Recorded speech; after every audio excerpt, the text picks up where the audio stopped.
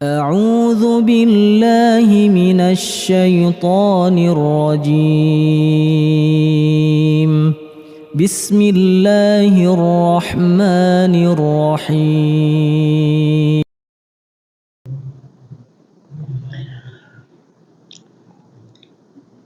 Bismillah. Cek. Tes. Bismillah. Assalamualaikum warahmatullahi wabarakatuh. Alhamdulillah alladzi bi ni'matihi tatimmus shalihat. Wassalatu wassalamu ala Rasulillah wa ala alihi wa ashabihi wa man walah wa la hawla wa la quwata illa billah.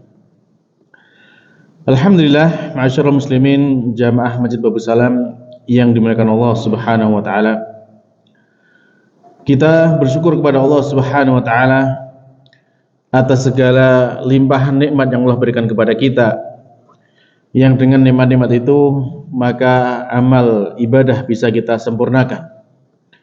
Di antaranya adalah nikmat iman, nikmat Islam, ya, nikmat kesehatan, nikmat kesempatan, dan banyak lagi nikmat-nikmat yang lainnya yang menjadikan kita itu bisa melaksanakan ibadah kepada Allah Subhanahu wa taala.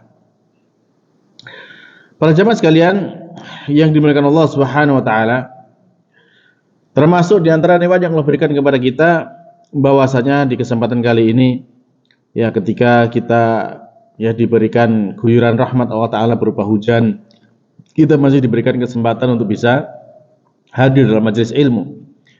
Yang tentunya apa yang Allah mudahkan bagi kita untuk hadir dalam tempat seperti ini termasuk tanda kebaikan yang Allah inginkan dari kita. Sebagaimana yang telah dijanjikan oleh baginda Nabi Muhammad SAW bahwasanya barang siapa yang Allah menginginkan kepadanya untuk mendapatkan kebaikan, maka kemudian Allah akan jadikan dia faham kepada agama ini. Dan cara untuk memahami agama ini adalah dengan belajar, ya. Satu-satunya jalan adalah dengan menuntut ilmu, dengan belajar. Maka tentu bahwasanya kalau kita diberi kesempatan untuk belajar seperti ini, maka ini adalah tanda kebaikan yang Allah inginkan kepada kita. Maka mudah-mudahan dengan hadirnya kita ini, kita semakin diberikan kebaikan di dunia maupun di akhirat ta'ala. Amin. Para jemaah sekalian yang dimuliakan Allah ta'ala, insyaallah di malam hari ini kembali kita akan melanjutkannya pembahasan kita ya di dalam kitab atau di dalam tafsir Juz Ammah, yang mana pada kesempatan kali ini insyaallah kita akan melanjutkan pembahasan kita dan kita sudah sampai kepada surat Al-Ikhlas. Berarti sudah tinggal 3 surat terakhir ya. Nah. Baik. Di dalam surat Al-Ikhlas tentu ya kita insya Allah sudah paham semua ya bahwasanya di antara keutamaan daripada surat Al-Ikhlas ini yang disebutkan oleh baginda Nabi Muhammad SAW bahwasanya membaca surat Al-Ikhlas ini adalah seperti sepertiga membaca Al-Quran. Nah, sepertiga membaca Al-Quran itu maknanya adalah pahalanya ya, pahalanya itu seperti membaca sepertiga Al-Quran. Banyak sekali hadis-hadis ya yang disebutkan tentang keutamaan dari surat Al-Ikhlas ini, khususnya yang menjelaskan tentang bahwasanya membaca surat Al-Ikhlas itu setara dengan sepertiga Al-Quran. Nah, terkait dengan nama sendiri, kenapa dinamakan Al-Ikhlas? Ya, jelas bahwasanya kan kalau surat-surat dalam Al-Quran itu nama-namanya itu kan diambil dari kata yang ada dalam surat itu, kan gitu kan? Ya. Nah, misalkan seperti Al-Baqarah, di sana ada kisah Al-Baqarah gitu. Lalu kemudian ya seperti surat An-Nas, di situ ada kata An-Nas gitu. Al-Falaq ada kata Al-Falaq. Nah, sekarang kita kata Al-Ikhlas. Ada nggak kata Al-Ikhlas dalam surat ini? Surat ini kan pendek kan, cuma 4 ayat kan gitu ya. Kalau kita ya melihat namanya surat Al-Ikhlas. Tapi kenapa di situ kan nggak ada kata Al-Ikhlas dalam surat itu kan gitu. Nah, Kenapa demikian para jamaah? Ya, maka ini termasuk di antara keistimewaan surat ini bahwasanya di dalam surat ini ya Allah Subhanahu wa taala itu memang memberikan ya memurnikan dirinya gitu ya dari segala macam bentuk penyerupaan kepada makhluknya. Di sana Allah Subhanahu wa taala itu menyatakan bahwasanya Allah itu Maha Esa, tidak ada yang serupa dengannya. Baik itu dalam namanya maupun dalam sifatnya, dalam kesempurnaannya, semuanya itu tidak ada tandingannya. Ya, maka disinilah kemudian kita juga dari surat Al-Ikhlas ini diminta untuk tidak menyekutukan Allah Subhanahu wa taala, mengikhlaskan ibadah kita hanya kepada Allah Subhanahu wa taala. Ya. Maka dari situlah kemudian kita akan memahami bahwasanya ini adalah inti dari surat Al-Ikhlas tersebut. Jadi maknanya diambil dari namanya diambil dari makna yang terkandung dalam surat tersebut. Baik para jemaah. Nah, surat Al-Ikhlas ini termasuk di antara ya surat yang sangat banyak dianjurkan untuk kita baca dalam sehari semalam. Kalau jenengan biasanya sehari semalam itu membaca surat Al-Ikhlas ini berapa kali?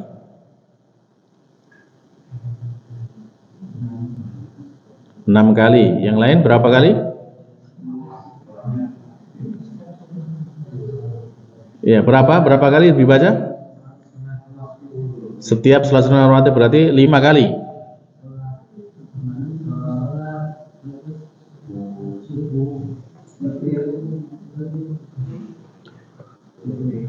Surat witir ditambah jadi salat 5 waktu ditambah surat witir 6 kali. Terus tahajud baca Al-Ikhlas juga. Ya. Saya coba kita hitung dari kita bangun tidur ya. Iya. Jadi yang dianjurkan untuk kita baca itu kan ketika bangun tidur itu kan berarti kita salat witir ya. Salat witir dibaca 1 kali kan gitu ya di rakaat terakhir. Lalu kemudian di qobliyah subuh rakaat kedua ya, qobliyah subuh rakaat kedua. Lalu kemudian setelah salat subuh, zikir setelah salat subuh dibaca berapa kali? 3 kali ya. Nah, berarti sudah 5 kali. Kemudian zikir pagi dibaca berapa kali? 3 kali, berarti sudah 8 kali kan gitu ya. Lalu kemudian setelah itu ya setelah sholat duhur kan ya, dibaca 1 kali. Setelah sholat asar dibaca 1 kali. Zikir sore dibaca 3 kali, berarti sudah 23 ya. Kemudian setelah maghrib dibaca berapa kali? 1 kali atau 3 kali?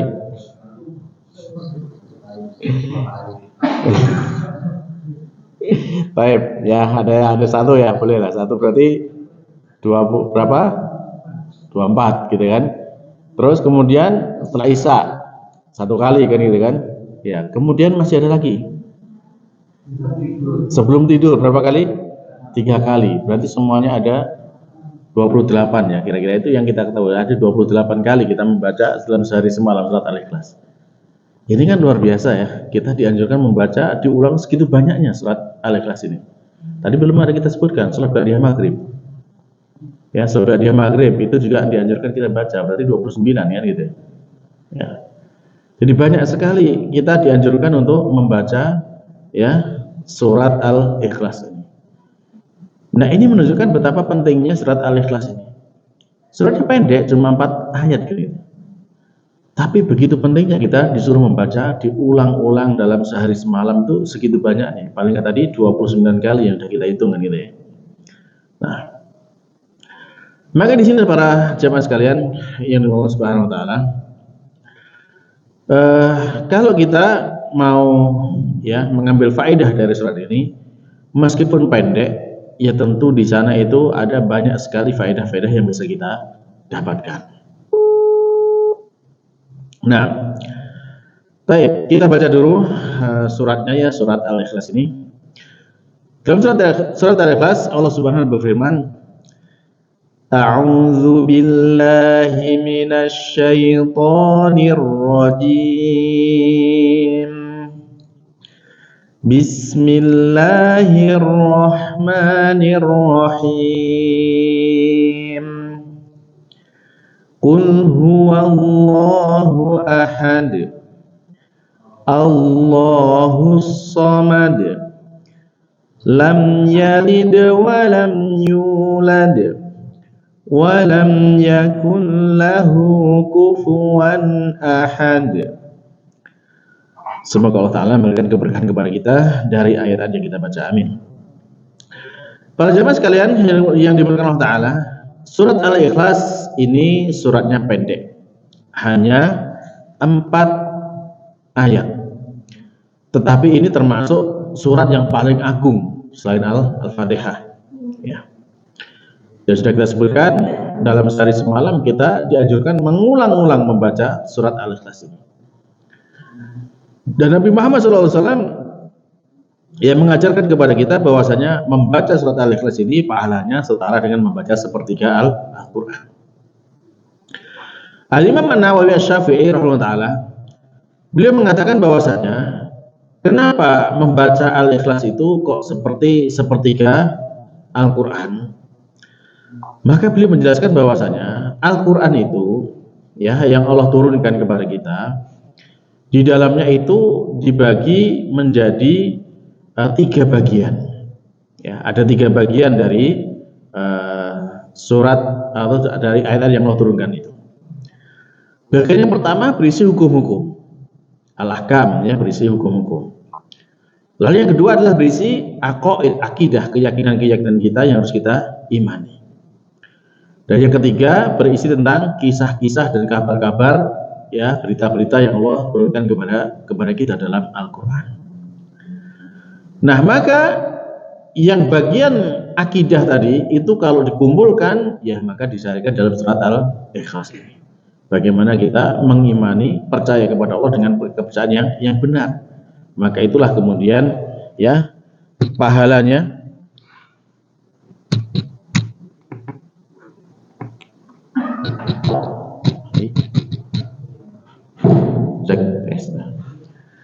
jadi pahala untuk membaca Al-Quran itu ya, pahala membaca surat Al-Ikhlas itu ya setara dengan sepertiga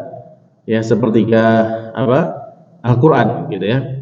Karena tadi alasannya sebagaimana disampaikan oleh Imam Nawawi bahwasanya Al-Quran dibagi 3 bagian. Nah,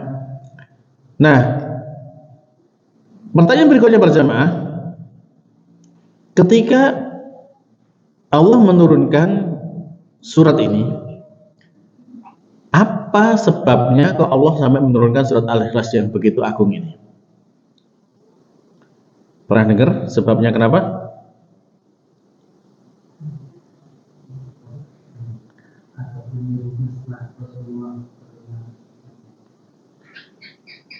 Ya, itu yang jenengan sebutkan tuh yang Muawwidzatain ya, Al-Falaq dan An-Nas. Kalau Al-Ikhlas itu, jadi Rasulullah SAW itu diriwayatkan dari sahabat Ubay bin Ka'ab ya. Ini nyala nggak ya? Cek tes. Cek. Halo. Tes. Ya. Jadi diriwayatkan dari sahabat Ubay bin Ka'ab, semoga Allah meridhoinya, ketika Rasulullah SAW itu mengajak mereka untuk menyembah kepada Allah Subhanahu wa Ta'ala, maka mereka itu bertanya kepada Nabi Muhammad SAW. Mereka bertanya, dalam satu riwayat disebutkan siflana rabbak, ceritakan seperti kepada kami sifat Tuhanmu itu seperti apa. Di yang lain disebutkan jadi ansib lana rabbak, sebutkan nasab Tuhanmu itu. Jadi nasab keturunan itu kayak gimana Tuhanmu itu? Ya, karena kalau mereka itu kan ya menyembah patung-patung itu kan ada asal-usulnya kan, kenapa mereka menyembah patung itu kan gitu. Ya. Nah, maka kemudian ketika mendapati pertanyaan seperti itu, apa yang dilakukan oleh Nabi Muhammad SAW? Apakah beliau langsung menjawab Atau bagaimana yang dilakukan Nabi sallallahu alaihi wasallam? Nah, Nabi Muhammad sallallahu alaihi wasallam berjamaah, kalau kita tanya, siapakah manusia di muka bumi ini yang paling mengenal Allah Subhanahu wa taala? Nabi Muhammad kan gitu ya. Ya. Terus kemudian kalau disuruh menceritakan tentang Allah Subhanahu wa taala, siapakah manusia yang paling fasih dalam menceritakan Allah Subhanahu wa taala?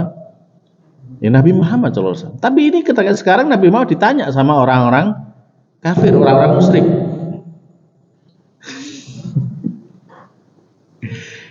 Jadi mereka bertanya, seperti apa sih Tuhanmu itu kan?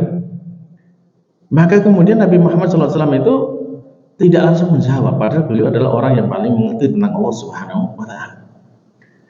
Tapi beliau menunggu wahyu bagaimana cara menjawab orang kafir itu, orang-orang Quraisy, orang-orang musyrik itu. Turunlah surat Al-Ikhlas. Dan ketika turun surat Al-Ikhlas ini turun dari Allah Subhanahu wa taala dengan perintah kul, katakanlah wahai Muhammad. Nah, ini sebagaimana yang kemarin kita jelaskan di dalam tafsir Al-Kafirun ya. Kata kul seperti ini kan perintah. Biasanya kalau kita menjawab pertanyaannya berjamaah, kalau misalkan jenengan ditanya seperti itu, lalu contoh misalkan pertanyaannya misalkan seperti ini, kira-kira misalkan ada si A sama si B, ya si B mereka berdua ini pengen ke rumahnya si C, gitu ya. Terus si A tanya, kamu tahu nggak rumahnya si C mana? Si B bilang, oh nggak tahu, coba saya tanyakan dulu kepada si C. Si C jawab, dia bilang aja ke si A gitu kan. Nanti rumahku di sana belok sini gitu kan. Nah, kemudian si B ketika menyampaikan kepada si A telah mendapatkan jawaban dari si C itu, bagaimana dia mengatakan? Ya tadi dibilangnya ke sana kan gitu kan. Langsung kan jawab dengan inti dari jawabannya itu. Kan nggak dibilang bilang saja, kan nggak ada seperti itu kan. Nah, ini menunjukkan bahwasanya yang pertama, ketika Rasulullah SAW menerima wahyu dari Allah dengan kata kul, katakanlah, disampaikan juga seperti itu. Jadi tidak dikurangin, tidak diubah apa yang Allah turunkan kepada Nabi Muhammad SAW. Jadi Nabi Muhammad menyampaikan wahyu ini utuh, tidak perlu dikurangi, tidak diubah satu huruf pun. Sehingga kalau Allah mengatakan kul, ya udah dikatakan kul. Bahwasanya perintah kul ini dari Allah Subhanahu wa taala. Katakanlah, ya katakanlah. Bisa dipahami di sini? Ya. Karena memang ada yang menganggap bahwasanya ini kan seakan-akan pemborosan kata nggak diperlukan gitu kan. Karena kan bisa aja dijawab, misalkan ditanya, seperti apa sih Tuhanmu? Tuhanku adalah Allah yang Maha Esa. Kan nggak perlu kata kul kan gitu kan. Kenapa harus ada kata kul gitu? Nah, kul ini memang perintah dari Allah, Allah turunkan seperti itu, ya disampaikan seperti itu. Ini menunjukkan amanahnya Nabi Muhammad SAW. Jadi bukan sembarangan beliau menyampaikan wahyu kepada kita, bukan atas ya penafsiran beliau. Jadi ini juga membantah orang yang mengatakan bahwasanya Quran yang sampai kepada kita ini adalah pemahaman atau penafsiran Nabi Muhammad dari firman Allah. Tidak, memang asli seperti itulah dari Allah Subhanahu wa taala dengan kata kul, ya disampaikan dengan kata kul ya. Ini faedah pertama. Faedah kedua, kata kul ini menunjukkan bahwasanya ketika Allah memerintahkan Nabi Muhammad itu, Allah mendikte, mengajari, mentalkin kepada Nabi Muhammad SAW agar menjawabnya dengan jawaban seperti ini. Nah, faedahnya apa? Faedahnya bagi kita, kalau sekarang kita selaku umat Nabi Muhammad SAW, kan nggak mungkin kita ditalkin sama Allah kan seperti ini, kan nggak mungkin, gitu kan? Nah, berarti kalau kita sekarang ditanya tentang seperti apa sih Allah itu, gimana cara kita menjawab? Hah? Gimana cara kita menjawab? Hah? Kalau Nabi Muhammad ditalkin sama Allah Ta'ala. Nah, kalau kita cara menjawab gimana? Seperti apa sih Allah itu gitu? Ya, kita jawab sebagaimana yang Allah turunkan kepada kita dalam Al-Quran, dan juga sebagaimana yang disampaikan Nabi Muhammad dalam hadis yang sahih. Tidak perlu kita mengarang-arang jawaban. Kan gitu. Kan gitu kan? Karena memang ya seperti itulah yang Allah turunkan. Pertanyaan gini, pertanyaan jawab. Pernah nggak kita bertemu dengan Allah? Belum pernah kan? Pernah kita melihat Allah? Belum pernah kan? Mudah-mudahan nanti kita melihat di surga ya, amin. Baik. Nah, kalau kita belum pernah melihat Allah, kalau belum pernah kita bertemu dengan Allah Subhanahu wa taala, terus bagaimana caranya kita bisa mengetahui tentang sifatnya Allah Subhanahu wa taala? Bagaimana? Ya dengan bagaimana Allah menceritakan tentang dirinya kepada kita, toh? Kan Allah yang lebih tahu tentang dirinya kan? Sehingga Allah menceritakan kepada kita ya sesuai dengan yang Allah sampaikan kan gitu kan. Contoh nih misalkan di dalam surat ini Allah mengatakan qul huwallahu ahad. Katakanlah dialah Allah yang Maha Esa. Berarti Tuhan kita Allah itu Maha Esa. Kan gitu kan? Nah, baik. Kalau misalkan di ayat yang lain misalkan kita mendapati Allah berfirman innallaha sami'un basir. Sungguhnya Allah itu adalah yang Maha mendengar lagi Maha melihat. Berarti Allah itu Maha mendengar, Allah Maha melihat.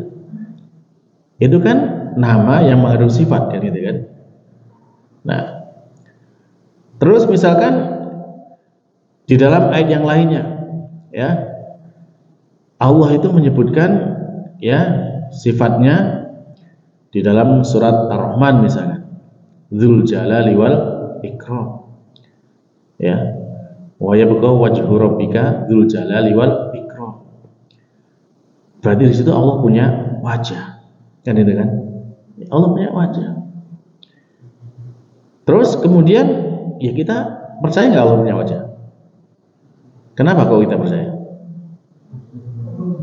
Allah menyebutkan bahwa Allah punya wajah kan gitu kan ya. Terus kemudian kalau kita membaca firman Allah yang lainnya misalkan la ta'khudhuhu sinatun wala naum. Allah tidak tertimpa rasa ngantuk dan rasa tidur, tidak tertimpa ngantuk dan tidur kan gitu kan ya. Berarti di situ menunjukkan bahwasanya Allah tidak pernah tidur kan gitu kan. Berarti Tuhan kita Allah tidak pernah tidur ya. Nah, dalam kita memahami tentang nama-nama Allah, sifat-sifatnya Allah Subhanahu wa taala, maka ini kalau kita berdasarkan petunjuk Allah dalam surat Al-Ikhlas ini, maka sekali lagi ini harus atas dasar dalil. Ya, tidak perlu kita mengarang-arang. Ya. Nah, dalam mengimani seperti ini, mengimani dalil seperti ini, maka kita sebagai Ahlussunnah wal Jamaah, kita mengimani namanya Allah, sifatnya Allah itu sesuai dengan apa yang Allah sebutkan di dalam Al-Quran tentang dirinya dan apa yang disebutkan Nabi Muhammad dalam hadis yang sahih tentang Allah Subhanahu wa taala. Ya, apa yang disebutkan kita percaya. Tidak perlu kita kemudian mengubah-ubah. Ya, tidak perlu kita menolak dulu. Tidak perlu kita katakan, oh nggak mungkin Allah punya wajah. Enggak, jangan sampai seperti itu. Karena Allah sudah menyebutkan Allah punya wajah. Juga nggak perlu kita mengubah-ubah artinya. Ya, misalkan Allah punya tangan. Ya, Allah sebutkan ya, yadullah bal yadahu mabsutatan. Bahkan kedua tangan Allah itu terbuka gitu kan. Nah, itu Allah berarti punya dua tangan. Jangan kemudian kita artikan tangan ini berarti kekuasaan. Dari mana gitu kan? Ya, kita nggak perlu seperti itu. Allah sebutkan punya dua tangan, kita percaya Allah punya dua tangan. Kan gitu. Terus kemudian tadi yang pertama tidak ditolak maknanya, yang kedua tidak diubah maknanya, gitu kan? Lalu yang ketiga ya juga tidak diserupakan dengan makhluk. Ya, tidak diserupakan. Misalkan Allah punya wajah nih, oh wajahnya Allah berarti seperti ini. Allah punya dua mata, berarti dua matanya seperti ini. Allah punya dua tangan, tangannya seperti ini. Ada yang menggambar seperti itu. Ini loh Tuhannya orang Islam. Na'udzubillahi min dzalik. Dari mana dia mengatakan seperti itu? Allah menyatakan laisa kamitslihi syai', enggak ada yang setara apapun yang sama dengan Allah Subhanahu wa taala. Jadi ketika Allah menyebutkan ya dengan sifat-sifat yang disebutkan tadi, tidak mengharuskan bahwasanya penyebutan itu sama dengan yang kita bayangkan, kan gitu. Contoh saja, contoh saja. Contoh sederhana ya. Allah lebih tinggi, Allah maha tinggi daripada segala bentuk permisalan. Contoh kita manusia. Jenengan punya wajah. Jenengan punya dua tangan. Jenengan punya dua kaki. Jenengan punya badan. Monyet punya? Punya nggak? Sama nggak jenengan sama monyet? Hah? Ini kan sama-sama makhluk kan? Nggak bisa disamakan kan? Meskipun punya perangkat yang sama kan gitu kan? Nggak bisa disamakan. Apalagi Allah, zat yang maha tinggi, zat yang maha agung, zat yang maha mulia, tidak mungkin disamakan. Jadi laisa kamitslihi syai'. Meskipun punya sebutan sifat yang sama, tapi nggak mungkin disamakan hakikatnya. Paham? Baik. Itu tadi yang ketiga. Yang keempat, dalam mengimani seperti nggak boleh kita kemudian bertanya, loh, kalau gitu seperti apa dong Allah itu? Wajahnya Allah seperti apa? Tangannya Allah seperti apa? Ya, nggak boleh kita tanyakan seperti itu. Paham ya? Nah, jadi itu kaidah kita selalu harus jamaah. Jadi kita imani ya sebagaimana yang Allah turunkan dalam Al-Quran dan sebagaimana dijelaskan Nabi Muhammad SAW dalam hadis yang sahih, tanpa ditolak maknanya, tanpa diubah maknanya, tanpa diserupakan dengan apapun, dan tanpa ditanyakan bagaimana sih bentuknya seperti itu. Maka kalau seperti itu barulah kita menjadi Ahlussunnah wal Jamaah. Baik. Nah, ini bisa kita ambil dari faedah dari kata kul tadi, sehingga ketika Nabi SAW menjawab pertanyaan tentang orang musyrik, menjawab tentang seperti apa sih Allah itu, Nabi Muhammad menunggu wahyu. Jadi jawaban kita kalau ditanya seperti apa Tuhanmu, ya kita lihat bagaimana Allah menjelaskan dirinya dalam wahyunya, baik itu dalam Al-Quran maupun dalam hadis yang sahih. Tidak keluar dari itu. Bisa dipahami para jemaah? Lalu Allah melanjutkan firman-Nya, Huwallahu ahad. Dialah Allah yang Maha Esa. Nah, kata huwa di sini ya disebutkan di dalam para ulama sebagai salah satunya sebagai mubtada'nya ya. Nah, mana yang bisa kita pahami dari kata ini? Kan bisa saja misalkan kita menyebutkan seperti apa sih Tuhanmu? Ya, Allahu ahad, Allah Maha Esa. Tanpa menyebutkan kata huwa. Kira-kira berkurang nggak maknanya? Hah? Dialah Allah yang Maha Esa. Dengan Allah Maha Esa, berkurang nggak maknanya? Hah? Gimana? Apa yang berkurang mana? Di mananya itu yang berkurang?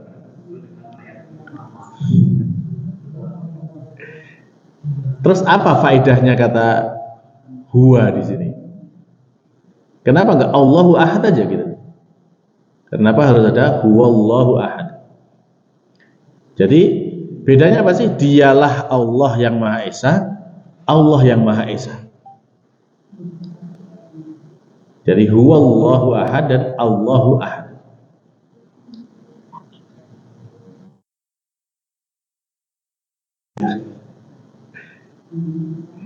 Ya. Jadi gini para jemaah.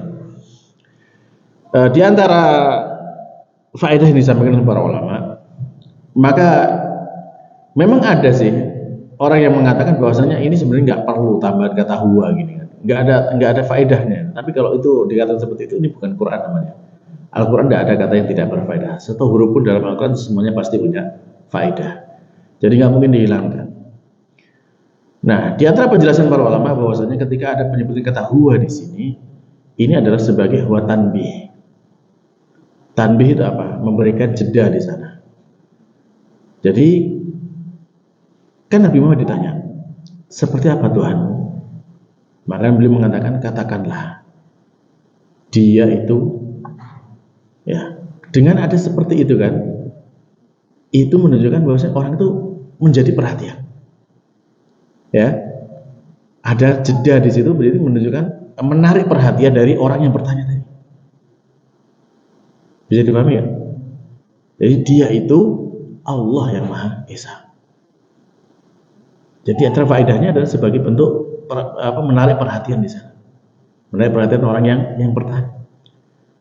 Kalau dalam bahasa kita selaku manusia, misalkan contohnya misalkan ketika kita itu biasanya ini dalam pengumuman pemenang misalkan.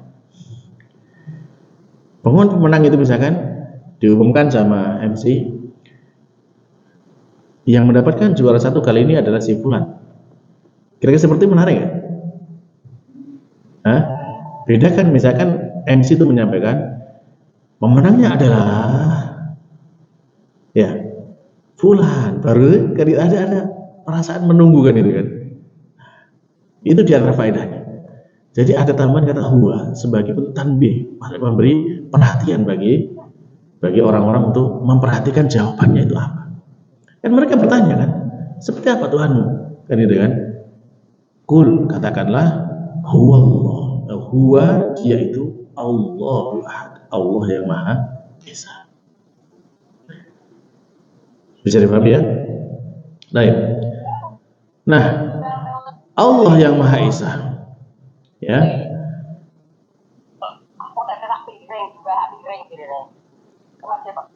Berarti Allah Subhanahu wa taala itu Allah Maha Esa, Allah Maha Mulia, Allah Maha Agung, tidak ada yang menandingi keagungan Allah Subhanahu wa taala dan tidak ada yang bisa menjadi sekutu bagi Allah Subhanahu wa taala. Ya, Allah Maha Esa. Namanya Maha Esa itu berarti tidak ada yang setara dengan Allah Subhanahu wa taala. Maha Satu, tidak ada yang menyerupai, yang menandingi, tidak ada. Lalu Allah sebutkan Allahus Samad. Allah dialah As-Samad. Apa makna As-Samad? Apa yang biasa kita pahami dari mana As-Samad, para jemaah?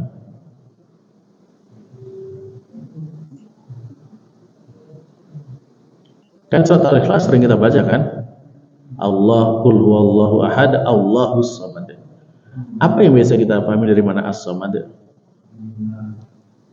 Meminta, bergantung.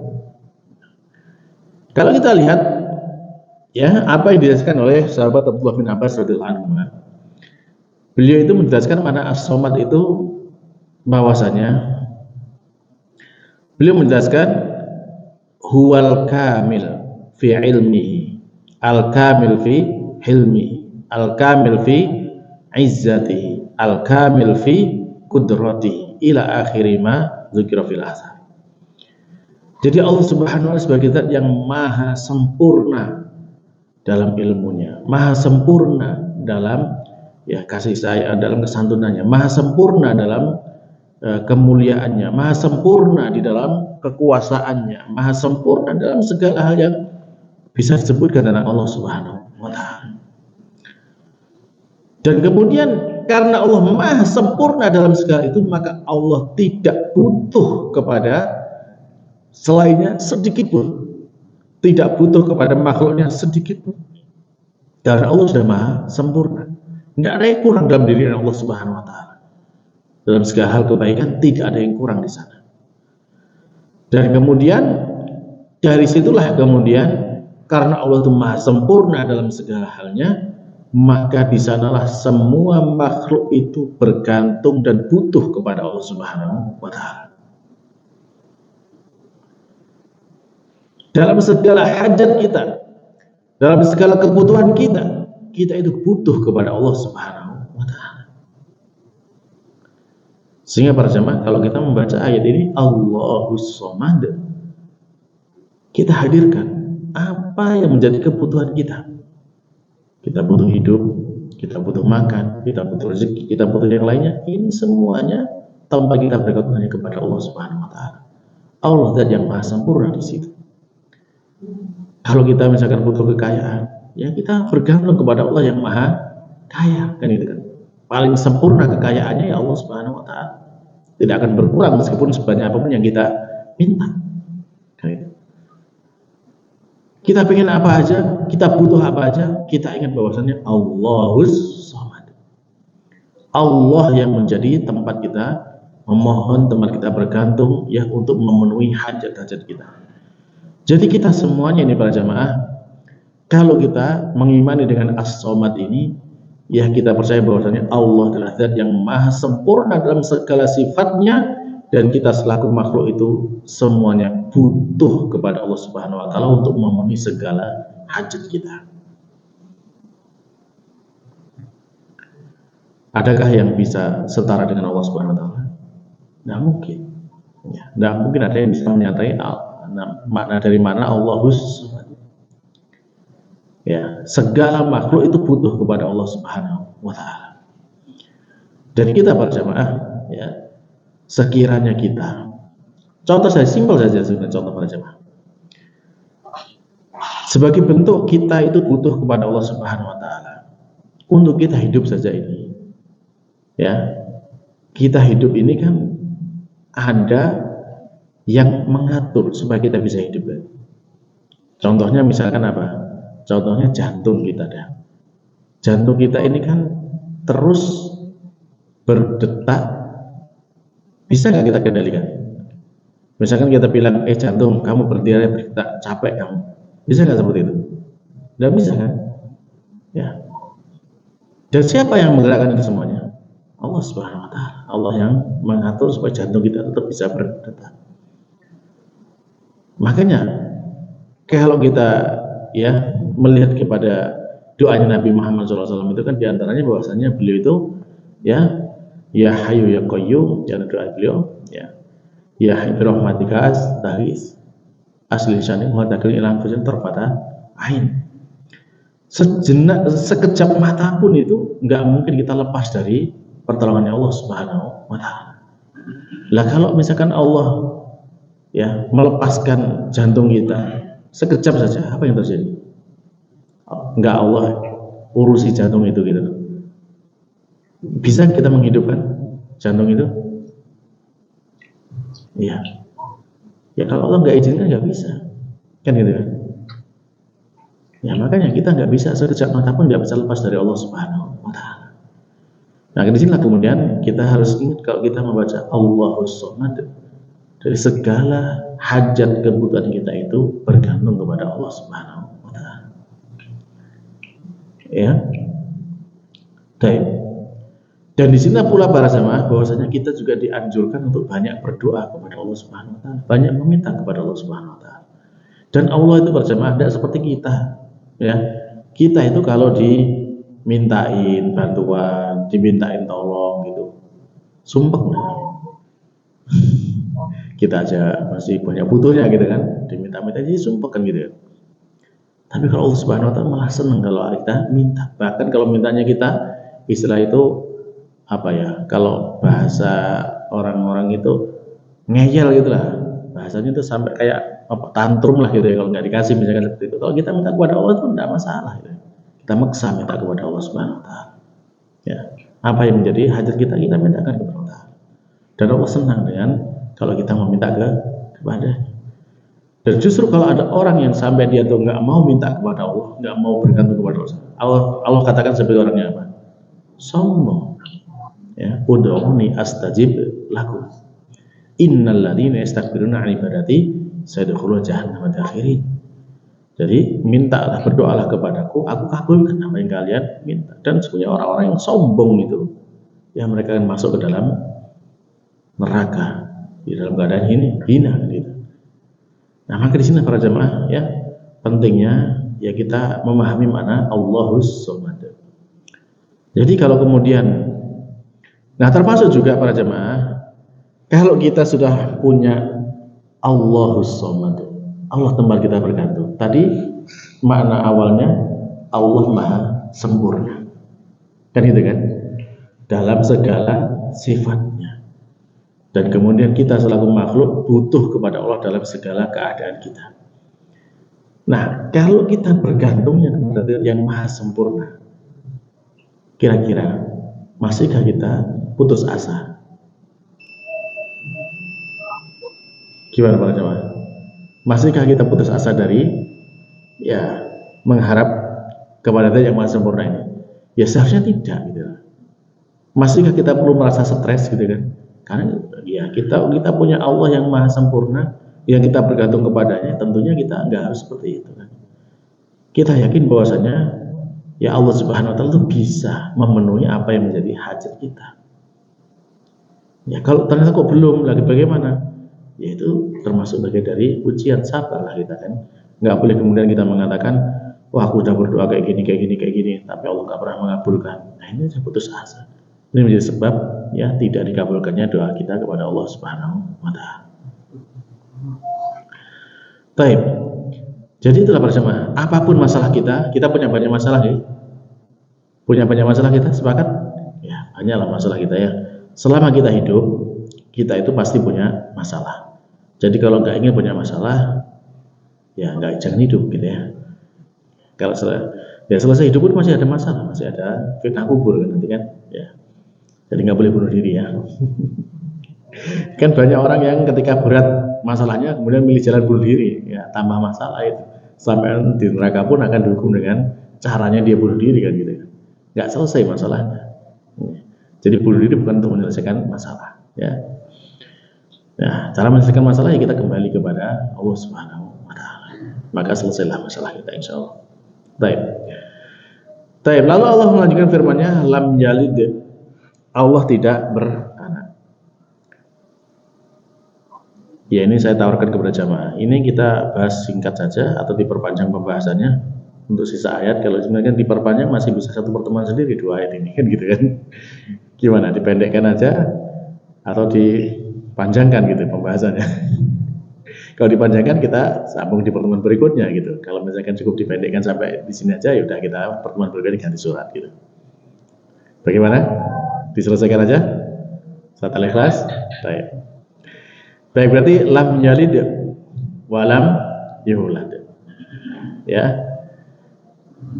Lam yalid, Allah tidak beranak. Ya jelas lah, ya Allah itu kan Zat yang Maha Esa. Allah tidak butuh istri. Ya, Allah juga tidak butuh anak. Ya. Sehingga ini juga menjadi bantahan kepada orang-orang yang mengklaim bahwasanya Allah itu punya anak. Kira-kira para jemaah, kalau ada orang yang mengatakan Allah punya anak, itu menyakiti Allah tidak? Hah? Menyakiti kan? Kenapa kok menyakiti?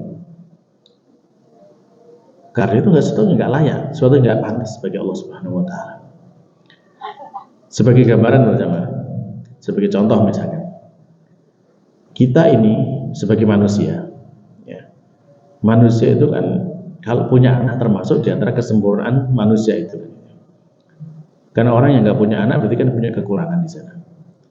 Nah, di antara bentuk kesempurnaan manusia adalah dia punya anak. Padahal punya anak itu dibagi bentuk kesempurnaan manusia. Tapi coba kalau misalkan ada orang yang dia itu melahirkan anak, anaknya itu misalkan monyet misalkan, naudzubillah. Misalkan ada yang seperti itu. Kira-kira ini jadi aib atau jadi kemuliaan bagi dia? Nah, aib kan, gitu kan? Dan kalau misalkan ada yang mengatakan, kalau misalkan itu kan aib. Kalau misalkan ada orang dia nggak punya anak monyet, nggak punya, tapi disebarkan kemana-mana sebagai orang yang punya anak monyet, gimana perasaannya? Hah? Marah kan? Gak terima kan gitu kan? Nah ini manusia. Allah Subhanahu wa taala ya jauh lebih mulia daripada itu. Allah itu nggak butuh yang namanya anak. Tapi kalau dikatakan Allah punya anak, maka itulah Allah mengatakan bahwasanya ya banyak riwayat-riwayat di para jamaah ya, yang menjelaskan kepada kita bahwasanya manusia itu banyak menyakiti Allah Subhanahu wa taala. Ya, tapi Allah adalah Zat yang Maha Sabar. Disakiti setiap hari tapi tetap saja Allah itu berikan rezeki kepada mereka. Diberikan hidup, diberikan udara, diberikan itu. Padahal Allah mampu untuk membinasakan mereka semuanya, mampu. Ya, tapi Allah tidak melakukan itu ya. Jadi tetap saja kemudian ya Allah Subhanahu wa taala itu ya memberikan kepada mereka kehidupan yang pantas gitu. Padahal para jamaah, ketika ada orang yang mengatakan Allah punya anak itu, Allah sebutkan langit dan bumi itu nggak kuat dengan ucapan itu. Takadus samawatu yatafattarna minhu wa tanshaqqul ardu wa takhirul jibalu hadda. Hampir-hampir saja langit-langit itu pecah dan bumi itu terbelah dan gunung-gunung itu runtuh. Kenapa? Angda'u lirrahmani walada. Ketika mereka mengklaim bahwasanya Allah itu punya anak. Jadi mereka itu sudah geram banget gitu. Langit, bumi, gunung itu. Karena mengatakan Allah punya anak itu enggak pantas. Wa ma yanbaghi lirrahmani ayat kita enggak pantas bagi Allah Subhanahu itu punya anak. Enggak layak gitu. Ibarat kalau manusia itu dikatakan dia punya anak hewan misalnya, itu enggak layak kan gitu. Nah, Allah dan yang Maha seperti itu anak, jangan dikatakan Allah punya anak gitu. Sehingga Nabi Muhammad SAW sampai mengatakan ya, ma ahadun asbaru ala adha. Tidak ada seorang pun yang lebih sabar dalam menghadapi gangguan, dalam menghadapi istilahnya itu ya gangguan ya, yasma'uhu yang dia mendengarnya minallahi ta'ala daripada Allah Subhanahu wa taala. Jadi Allah itu sudah diganggu, sudah disakiti, sudah difitnah seperti itu, tetap saja Allah masih sabar, masih tidak menghukum mereka. Ya. Mereka wa ja'aluna lahu walada. Mereka menjadikan Allah itu punya anak. Padahal Allah itu tidak layak punya anak. Tapi bersama dengan itu, tetap Allah memberikan rezeki kepada mereka, Allah memberikan kesehatan kepada mereka, Allah memberikan makanan kepada mereka. Padahal Allah disakiti terus kan gitu. Nah, inilah bahwasanya Allah adalah yang Maha Sabar. Ya. Jadi Allah tidak punya anak. Dan Allah tidak diperanakan jelas. Gimana namanya Allah adalah yang awal, yang zat yang maha awal kan gitu kan. Nah kalau berarti dilahirkan berarti kan ada yang lebih duluan yang melahirkan gitu kan. Nah makanya juga jadi hal yang aneh kalau Tuhan dilahirkan, hari kelahiran Tuhan kan aneh gitu kan. Berarti ada yang melahirkan Tuhan lebih hebat dong daripada Tuhannya kan gitu kan. Ya. Nah, makanya Allah itu tidak sama ya. Wa lam yalid wa lam yulad wa lam yakul lahu kufuwan ahad. Dan tidak ada bagi dia yang setara sesuatu apapun. Jadi tidak ada yang memiliki kesetaraan kepada Allah Subhanahu wa taala dari sisi manapun, tidak ada. Allah tidak bisa disamai ya oleh makhluknya. Dalam segala halnya, dalam segala apapun tidak ada yang bisa menyamai tentang Allah Subhanahu wa taala. Baik dalam sifatnya, ya dalam ya hal yang lainnya, apapun itu tidak akan ada yang bisa ya dari segi bentuk saja nggak mungkin ada yang bisa mengalahkan Allah yang Maha Besar gitu kan. Ya. Makanya di sini para jamaah kalau kita memahami dengan benar ya daripada surat Al-Ikhlas ini, ya kita bisa benar-benar mendapatkan keimanan terhadap Allah Subhanahu wa taala yang kita sembah. Jadi kita menyembah Rabb yang benar-benar bahwasanya Rabb kita ini adalah Rabb yang maha sempurna, yang paling bisa kita andalkan untuk kita bergantung kepadanya. Dan dengan ini pula bahwasanya para jamaah tentunya kita juga tidak perlu ya kita merasa apa, kan banyak ya orang-orang itu kan sering ya sampai galau gitu kan, galau bahkan sampai ya merasa hidupnya kok nggak ada artinya gitu ya. Ya sebenarnya berarti dia kurang mengenal Rabb-nya. Kalau dia mengenal Rabb-nya, mengenal Allah Subhanahu wa taala, tidak akan seperti itu. Dia tahu kok tempat bergantung kemana, itu kepada Allah Subhanahu yang maha sempurna kan gitu. Terus kalau misalkan dia merasa hidup nggak ada artinya, siapa bilang hidup kita itu apa? Untuk ibadah kan gitu ya. Kalau kita beribadah kepada Allah masih banyak cara kita beribadah kepada-Nya. Misalkan pun ya, misalkan orang yang paling miskin saja gitu, kira-kira bisa ibadah nggak? Bisa kan? Bahkan orang yang istilahnya itu paling kurang fisiknya, bisa ibadah nggak? Bisa kan gitu kan? Ya banyak contohnya lah ya, banyak contoh ya, di antaranya agak seperti Abu Kilabah dan yang lain itu.